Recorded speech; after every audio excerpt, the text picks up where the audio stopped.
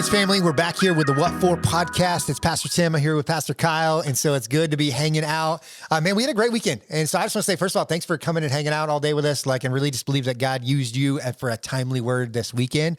And one of the questions that I've always kind of asked you is what's your passion? And so it's funny because I answered this question for you in staff meeting, planning for this day, because you've always been an evangelist guy. That's just been who you were. It's the missionary realm. It's the youth live realm. It's your message. You always ask me the question I always asked you, if you could preach about one thing for the rest of your life, what would it be? Yep. And for me, it was always people hearing and discerning God's voice. So reading the Bible and prayer. Cause when you get those things right, everything else goes good. Your answer was always dude, salvation. There's never another question on that piece of it. And it's because I got it wrong originally. A mentor pastor friend of mine asked me that question, and my immediate response was really superficial. It was never give up. You can do it. Some motivational YouTube video or something. And you can overcome all the odds and adversity. And those are all great messages. But then when I was driving home, and he didn't even correct me, I was driving home from Waco back to home. And the Lord literally woke me up and says, "What are you doing? You have one message and you won't preach the cross? You won't preach that I died for their sins? Isn't that more important than this giving up?" And so I corrected that. And so when you ask me that question, it's always the cross. That question comes up a lot in ministry circles. It's just one of those icebreaker questions. It's there. So today I really had an expectation that when I asked you, what's your greatest passion in life? What would you focus on? What's your thing? I had all expectation was how to be an evangelist in the everyday world, how to do evangelism, how to share salvation message with people that need hope. And your answer surprised me. But then now that I recount back and look at your life, it doesn't surprise me at all. So let me ask the question. What's your most passionate about? What is it? Oh, I meant right now. That's a tough question, Tim, because I'm passionate about a lot of things. But in the context of us sitting in your truck, your beautiful Avalanche, I think that's a Chevy, by the way, Chevy Avalanche, it's fathering. I love fathering, and I'm not just talking about my own kids. Now, that's where it starts, in my own home, but taking that concept and living that out for the rest of my life. My son's 3 semesters away from leaving. He'll go to college. Can't leave that right? So my role as a father shifts, but my responsibility in the kingdom of God is to constantly father young men and young women in the kingdom of God. And you and I have seen this. We just looked it up. We Googled it. Right. 25 million young people live without a father in their home. It's a crazy stat. And we know that out of that shoots more suicides, more kids in prison, more kids that get divorced and have dysfunctional homes themselves, more kids drop out of high school. They don't go to college. This is an epidemic. Right. Over 50%, and we said that statistics growing, live without a father in the home.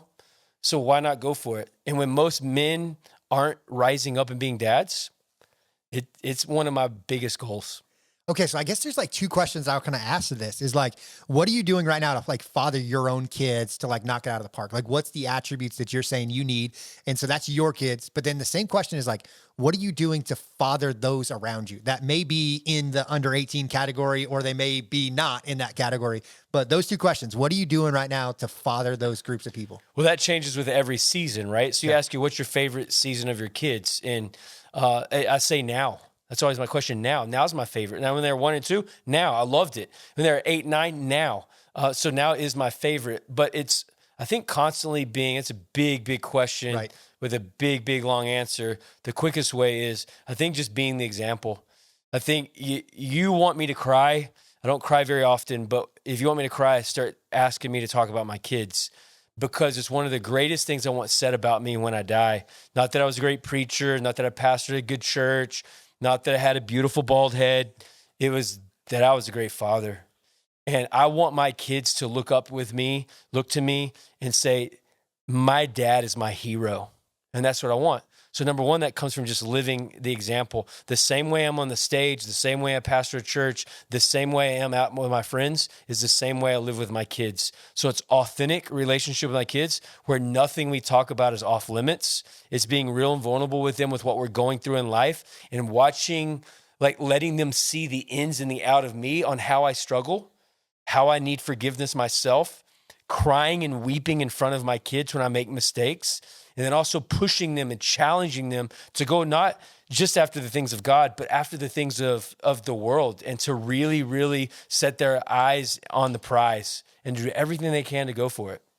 One of the things I've noticed about you, and I love this attribute, but like you've been in ministry for like your entire, like their entire lives. Yep. And one of the things that I've really noticed is that like you did an amazing job of showing up for your kids. And like your kids are freak athletes. Like, let's just be totally honest. They're abnormal in like their abilities to be able to be gifted on like travel teams. And you've done travel soccer with your daughter. You're doing this cool season of like all of this crazy golf with your son right now, like crazy opportunities that are in front of both your kids. And how did you make like faith and you showing up in the midst of your life? Like, how did that all work out? Well, the beautiful part of it is with sports, you're always driving. So every 6-hour car ride or every 30-minute practice ride, you're constantly having conversations. Hey, put the phone down. Put the phone down. You don't need to play the game anymore, and let's talk. And I prompt my kids. I push my kids. I'm an instigator. So I ask them, hey, what are you dealing with right now? What are you going through? Talk to me about some awkward things. Let's talk about awkward things. And then like even with my son right now, he's 17 years old. Just in the last couple of weeks, we had awkward conversations about things men struggle with, wink, wink. And it's awkward. I don't want to do it. I don't want to have these conversations with my kids. But if my role as a father is that important, I need to be the one talking to them about these things in life. It's funny because I almost want to make a segue early because I find that what you just said right there about like the car rides places. I can't tell you how many times that me and you have been in a car and we've had a couple of interns in the back seat or a couple of really young youth pastors in the back seat. And then here comes your stupid questions. Yep. And so you are like, have this plethora of questions about like really dumb things. And then all of a sudden, just like you do on the stage, there's like this random switch. You go from like making funny faces, jumping around like a crazy person to like, here's this like real question. Driving the knife home. Yes. Yeah. And you do that with these questions. And I see that. So like, I now want to kind of take a second and I want to jump over to the other group of people is how do we, as believers take on this mantle of fatherhood for those kids that may not be our fathers? Yeah. I think it's the people that are around you, like in the church context, it's somebody in the church that you just see that you connect with. I mean, like I can pick out of a group of guys, like, hey, I know I'm going to really connect with him and him and him. And it's just having the boldness. And unfortunately, it's just a boldness that it takes for you to come. It's what I said this morning. Jesus never looked for miracles. The miracles came to him, but Jesus looked for disciples. So he went and said, hey, come follow me. And I kind of taken on that same approach. Every spiritual son that I've had through Youth Alive back in our days of, district work, they didn't come to me. I went to them. Hey, will you come follow me and help me with these school projects? But what I'm going to give you is everything I have. I'm going to give you my life, the way I parent, the way I love my wife. All of those things are you're going to get an open book and nothing's off limits. I was saying, how did you get to the comfort level of like having those deep conversations? Because it's like, that's a skill set. Yeah. Like, what did you do in the beginning phase of it for the relationship? Did you speak that to them, or did you just start answering these questions first, or like, what was it your strategy to like get them to be truthful and vulnerable to answer all these crazy questions? Just do it. I don't have a formula. I mean, there's not some like step by step. I just ask the questions and people answer. One of the things that I've realized, even in my own kids' world, my kids are much younger than yours. And so I'm in a very different stage of parenting than you are. I'm still very much in parenting. You're more in like advising and mentoring roles. But I find the car ride conversations way easier because like the looking in your eyes and asking you a very sensitive, like strong question is really difficult. Mm-hmm. But like me looking out the window and them looking at the cows or the deer that I'm pointing out is a way easier conversation point. And I've even noticed that with the people that I'm trying to have like good conversation with, it's really hard at a like dinner table. Yeah. It's really hard sitting at a booth at a restaurant, but I've found it's much easier sitting in a hunting blind or sitting in a golf cart with somebody to ask that like deep, intimate question and not have to look at them in the eyes. And you've just identified the difference between a man and a woman.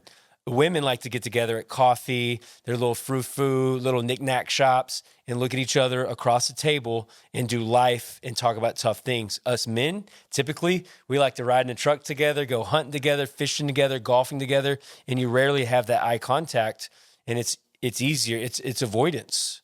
It really is. Ladies tackle things sometimes more head-on, and we, as men, more avoid. And it doesn't mean it can't get done, but it simply means that we still have to make those hard conversations.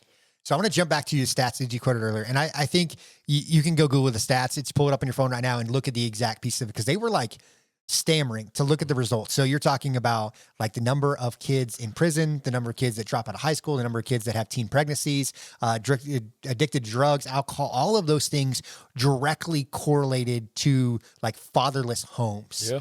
And so I guess there's two questions even have you seen strategies for like moms and families that don't have a dad in the home? Like, how do they help those kids in it? And then like two, what are you doing inside of your home to make sure those relationships with your kids are continuing to grow and flourish in this next season of life that you're in? Yeah. So to answer your question, I think I've seen a lot of you've pastored, I've pastored. I think a lot of single moms, they get aggressive, and I've seen them. Hey, will you come take my son to a baseball game? Hey, will you go teach my son how to fish? And I think there's that you're going to get out of life what you want out of life, right? And you've got to be proactive, or else it's not going to come to you. And so I think the aggressiveness of those single moms really gets that thing done. And you know the people that are willing to do that. And you also know the people you want your kids to look like. Right. So you need to go and say, hey, I want my son to look like, or I want my daughter to look like this. Someone put them around that. And then we as Christian believers, we have to have that kingdom mindset to say, hey, I'm willing to invest in these people. Crazy story. There's a young kid, this was 10, 12 years ago, around the corner that lived with a single mom. His name is Blake. Blake was raking leaves in his front yard, massive yard, lots of leaves. And me and my son were driving by, and Tyson was real little at this point. And this kid was doing it out there by himself, and he was doing it wrong. Did you know you can rake leaves wrong? Yes, you can. It can take you all day. So we just got out of the car, unsolicited, and went and helped Blake rake the leaves. And I showed him the right way to do it. He was like, bro, this doesn't take any time at all. I was like, yeah. What did he need? He needed a father, someone to guide him and show him. And ultimately, fatherhood revolves around identity, provision. Identity and provision. And when we can be that stability to not just the kids in our house, but to people around us, then man, the impact the kingdom have is huge. What's a phrase that you maybe say to a group of guys that's listening to the podcast, or like, what would you like your word of encouragement is to just jump on the mantle and do this? Because I think what you're hearing is very real, is that we walk into an average church, and probably more than half the kids that are inside of our building on a Sunday morning are coming from a fatherless situation. Mm-hmm. And so like, what would you say to the guys in our church that are showing up every week, that are doing it right with their kids? Like, how do they bring somebody else along, or what should they be doing? Or what's some ideas to do the raking the leaf thing? Yeah, I think it just starts with one. It's the starfish illustration. You can't fix them all, but you just start with the one. I think you could find one. But we do live in a weird world where kind of, if you do care about kids as a man, you're a pervert and a sicko. So then where do you start? You start with your friends, your kids' friends. Right. And so probably every one of you watching this as a man, your kids are bringing kids over to your house to go swimming, to play video games, whatever they're going to do. You can start to identify those and really begin to speak into those. And what we're talking about is not something I have to spend 20 hours a week. No. Sometimes it's 5 minutes. Sometimes it's just a great conversation. Sometimes it's eyeball to eyeball conversation. Like, all of those things flow for you to really make a difference in someone's life. My son had a kid on his golf team the last couple of years where his father wasn't great. His father was very demanding. He didn't get a lot of encouragement. There was a lot of derailing. And really, this kid was a good golfer, but his dad really rode him super hard. And he was attractional to our house, into our home. And my son figured out, he's like, Dad, I think it's because he recognizes the father you are to me, and he craves it. And there were times, we just spent a lot of time with him, but there were times we'd be on the golf course, and I'd pull him to the side, and I'd just simply say, hey, man, you know you're a champion. I don't care what your dad tells you and how much he tears you down. You're a champion, and you know your success, and you're better than what he's feeding you, all of those lies. And those are just small little moments. It's so good. And I think what the goal of the podcast today really is just an opportunity that your flesh or your walk with God impacts every aspect of your life. Like, this spirit-led life that we are is a repelling of the flesh, and it's us choosing to be different. And one of the ways that we're different from the world is that, like, we value the core unit of the family. Yes. And that means fathers stand up and make a difference inside of your kid's life. So, all right, final thought. And I want to come back to your own kids. Is your kids are 3 semesters away from graduating high school, and one's in college. Yeah, almost graduating college, yeah. Which blows me away on this. but what would you say was the most important thing that you did for their spiritual development? Well, it's a lot. First of all, I know I talked a lot about being a father, but being a great father starts with having a great marriage.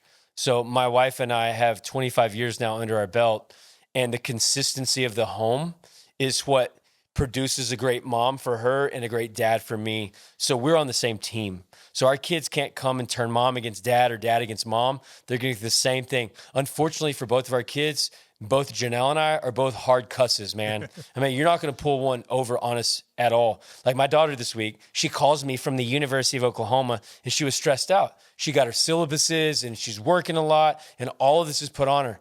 And I just straight up told her, I know this is hard talk. Dad, this is hard talk. I said, don't be calling me for sympathy. This is what it's like being an adult. Welcome to the real world. You got to work. You got to do schoolwork. You got to go to church. You got to do all these things. Welcome to the real world. What do you think we've been doing all these years? And she was like, Dad, I know. And she just needed a place. And this is where me being a hard butt, I had to recognize my daughter just needed a place to vent. And I wasn't giving her that place because I wasn't putting up with it. And so sometimes I even had to go back and apologize to her and say, I'm sorry. I was also in a bad mood and I wasn't listening to your whining, right? So for my kids, it starts with the marriage and then it goes to consistency. I said it earlier. We are the same people everywhere we go. So they see that consistency. And then third, we never let church be an option. It was always there.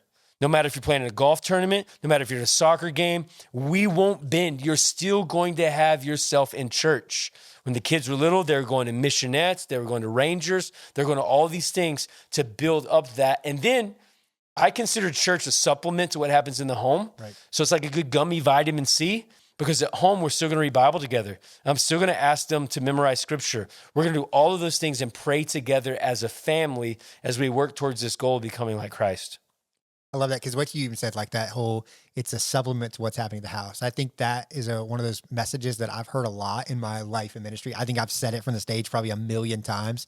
But it's been funny for me to even find what that means in my own life as a pastor. So yep. I know there's seasons where we're knocking out of the park with like that with our kiddos. One of the best seasons of us was when we were in Michigan. Both of our kids were kind of in that preschool, like early elementary ed, and we were driving to school and we had a 15-minute trip, and the entire trip, I'm asking Presley to like quote things from the Bible. And so we learned the starting point was the 3 O's of God. Mm-hmm. And then we asked her, okay, what are the things that we believe? And so she's quoting these 16 things that we believe about faith. And it was really funny because like I actually have a picture on my phone somewhere that she was learning to write and spell at the same point. And so you should see how she wrote sanctification on my word. It was like so hysterical on the board that was there, but she could write out the 16 things that she believed about her faith about Jesus. And I thought it was a great use of our 15 minutes a day, because we get in the car and we were adding 2 or 3 every day, and yep. we were adding the O's, and then we got to the disciples, and then we got to the books of the Bible. And it was like, how do you find time to disciple your kid? And it's like what you said earlier. Do it as you go. You do it as you go. Mm-hmm. In the car, you're like, we got 6 hours on the way to this stinking soccer tournament or golf tournament, whatever. And I really found that some of the best discipleship moments were in the car. Now, Bible time still happens. It's a sacred time. It happens there, devotions. But all this extra stuff that I wanted to do, it was totally the car ride. And then as they walk through life and they get older and they come into crisis, they have friend problems, they have opportunities to be tempted, they want all this, then you make sure you pull them aside and always have these mentoring moments. Not preaching, I mean, you're not yelling at them, but you're walking through life together and showing them the way. And then you'll start to see that all this investment that you had, all this foundation pays off in the end, and they start making decisions without you even having to be there. So like once our kids turned juniors and seniors in high school, we pulled back super hard, because I wanted them to have to make these decisions about life with them in my house, not once they go off on their own to school. So my daughter's already walked through 2 years of making her choices and decisions before she ever got to the University of Oklahoma. Now she's living out 4 years this life that she was living at home. Okay, I'll put you on the spot, see if you remember this.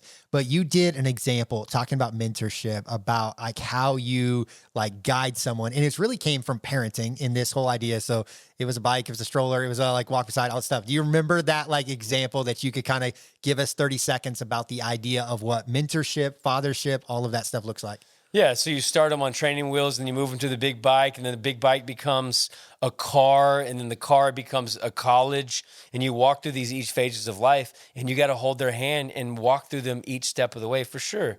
That's a great illustration. I love the concept because it was very like, there's a season when you're right there with them, but then there's a whole nother season of like them taking the bike and you're running alongside as they're struggling through it. But the moment that they get the pedal motion right, like they end up leaving you behind, and like you're still outside like supervising and like hoping they don't run into the curb and yell in directions, but ultimately they're in control in it. So I loved the freedom of like that illustration, because I think a lot of parents, especially today, are like wanting to hold the handlebars still.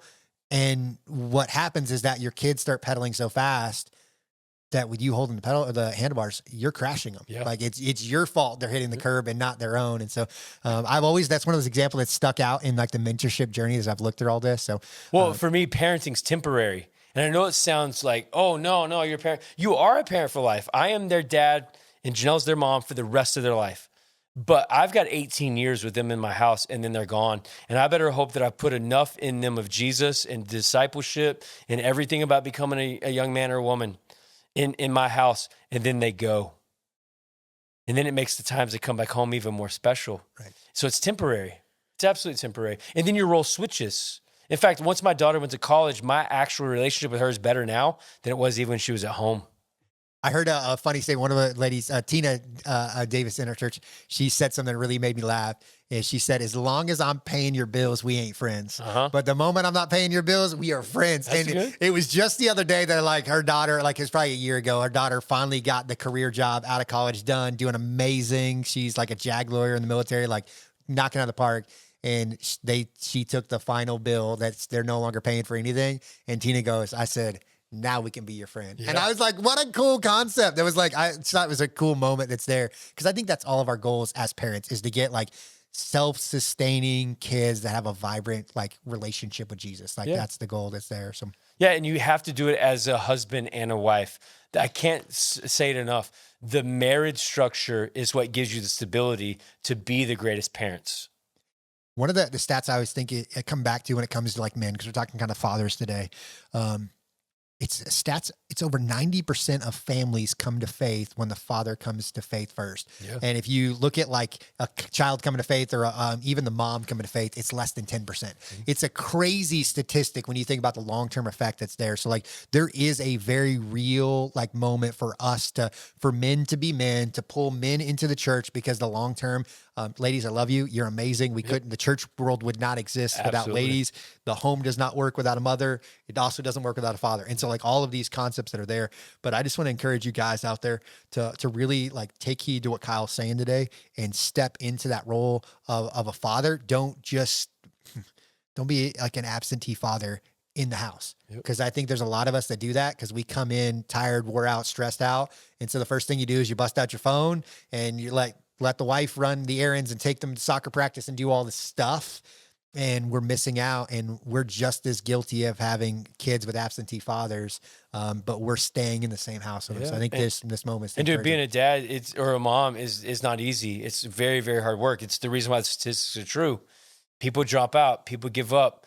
But you may go work as a tax consultant, or you may go work in the oil field, or whatever you do, and that's that job. But when you come home, you should utilize that drive home, whether you got a 15-minute drive, 30-minute drive, to kind of revigor yourself and kind of gain some strength. Because when you walk through the door, your second job starts, and that's really your first job. Right.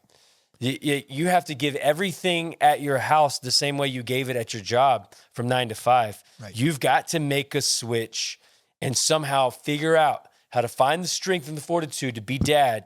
Because about 9, 10 o'clock, then you can unwind, decompress, go back on your phone, do whatever you're going to do, and have you some me time. But from 5:30 to 8:30, 9:30, you need to be dad time. I think it's a great like reminder for all of us. So, Kyle, I want to take any more time up today. Yep. I just want to say like, thank you so much just for your investment here. And like, I'm telling you, I really do believe that there's like some marker moments that happens in people's faith and journey today, in walking a day with Jesus. Like, Amen. I think it was such a great piece of it. So I'm excited to still hear the stories of it. But guys, let's kind of hear that call today. And I'd encourage you, one, be a father to your kids.